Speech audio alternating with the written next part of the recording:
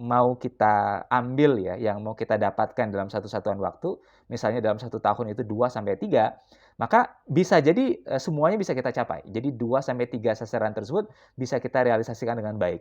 Tapi kalau kemudian sasaran kita meningkat 4 sampai 10 misalnya atau bahkan 10 sampai 20, maka kemungkinan berhasilnya ya sasaran yang bisa tercapai dengan baik itu menurun. Jadi kalau sasaran kita itu bisa 4 sampai 10, maka yang kemungkinan berhasil itu bisa 1 sampai 2. Atau bahkan kalau kemudian jumlah sasaran yang mau kita realisasikan itu semakin kita tingkatkan jumlahnya 11 sampai 20, bisa jadi bahkan sasaran yang bisa tercapai dengan baik itu tidak ada. Karena rumusnya begitu.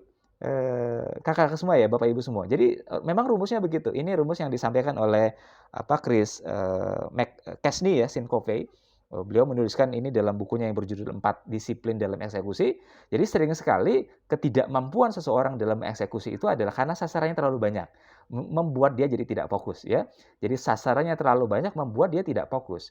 Karena pada dasarnya setiap kita ini memang tidak bisa ya. Manusia itu kan penuh dengan keterbatasan.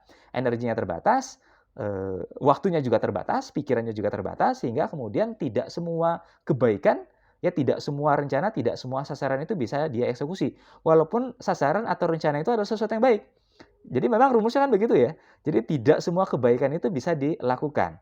Makanya salah satu rekomendasi dari Asin Kope itu adalah dia mengatakan bahwa ketika kita membuat sebuah sasaran, sasaran itu jangan terlalu banyak.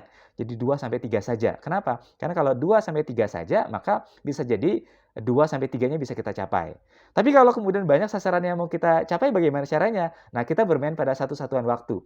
Jadi dalam waktu yang bersamaan, dalam waktu yang sama, tidak semua sasaran itu bisa kita selesaikan. Jadi salah satu saran yang bisa kita ambil itu adalah bagaimana kita selesaikan dulu 2 sampai 3 sasaran, kemudian baru setelah itu kita menambah sasaran-sasaran yang baru begitu.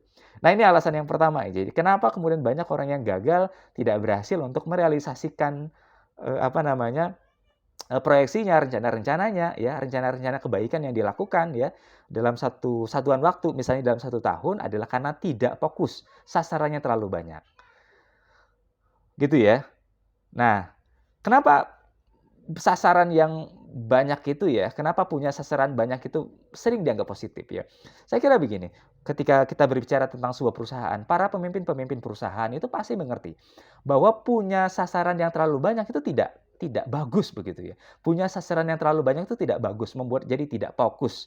Alih-alih bisa berhasil, tapi yang ada malah tidak. Seperti tadi ya, kalau 2 sampai 3 maka semuanya bisa berhasil. Tapi kalau kita tingkatkan jadi 4 sampai 10 itu sudah mulai menurun tingkat keberhasilannya atau yang berhasil. Apalagi semakin banyak. Tapi kan ternyata realisasi di lapangan masih banyak yang kemudian punya sasaran yang banyak begitu ya. Kenapa alasannya? Nah, yang pertama adalah karena memang banyak yang perlu diperbaiki gitu loh. Jadi ketika kita misalnya masuk tahun 2022 atau masuk tahun 2021 kemarin itu banyak banget yang mau kita perbaiki, banyak banget sasaran yang mau kita capai. Kenapa? Karena kita menyadari diri kita banyak kurangnya gitu. Ya, diri kita banyak kurangnya sehingga kemudian semua kekurangan yang perlu diperbaiki dalam diri kita masukkan dalam list kita untuk kita kerjakan. Jadi banyak banget ya sasaran yang kita yang perlu kita perbaiki tadi ya, pendapatan kita masih kurang begitu ya. Terus kesehatan kita juga nggak bagus-bagus amat begitu ya. Terus di keluarga juga bagaimana kita belum menjadi orang tua yang baik bagi anak. Jadi misalnya banyak banget yang perlu diperbaiki sehingga jadinya banyak banget sasaran ya yang mau kita lakukan. Itu satu. Yang kedua, kenapa kemudian banyak yang beranggapan bahwa banyak sasaran itu masih dianggap positif sehingga masih sering dilakukan? Karena banyak peluang. Kadang kala nih di awal tahun, kita itu berpikir bahwa ya udah nih kita mau ngerjain 1 2 3 aja nih, ada 3 hal yang mau kita kerjain. Ada 3 hal sasaran yang mau kita capai. Tapi dari 3 bisa jadi 5, dari 5 bisa jadi 10. Kenapa? Karena kita ketemu dengan peluang. Awalnya nggak punya rencana, akhirnya gara-gara ketemu dengan peluangnya, jadi kita, ya udah deh kita mau menyelesaikan itu juga. Di perjalanan waktu kita ketemu sama peluang yang lain, akhirnya kita ambil juga peluang itu. Sehingga jadi banyak ya, sehingga tetap jadi banyak walaupun di awal tahun misalnya nggak banyak. Apalagi misalnya, yang keempat, karena dengan tujuan untuk mengurangi resiko kegagalan. Maksudnya begini, kalau kalau kita punya sasaran 10, ya paling tidak kan walaupun gagal, kalau 5-nya gagal kan yang berhasil ada 5 ya. Kalau kita punya sasaran 15, kalau gagal 5 kan yang berhasil 10. Jadi dengan asumsi, dengan hitung-hitungan, kalau semakin banyak sasaran, maka walaupun gagal, yang berhasil masih banyak. Walaupun kenyataannya nggak begitu.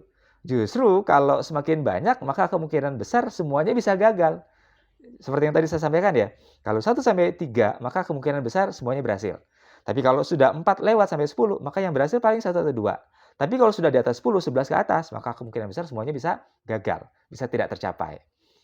Nah, yang saya kira ini ya, 3 hal ini bisa menjadi alasan kenapa masih banyak yang masih melakukan ya, masih punya banyak sasaran yang banyak ya, sehingga tidak fokus dan lain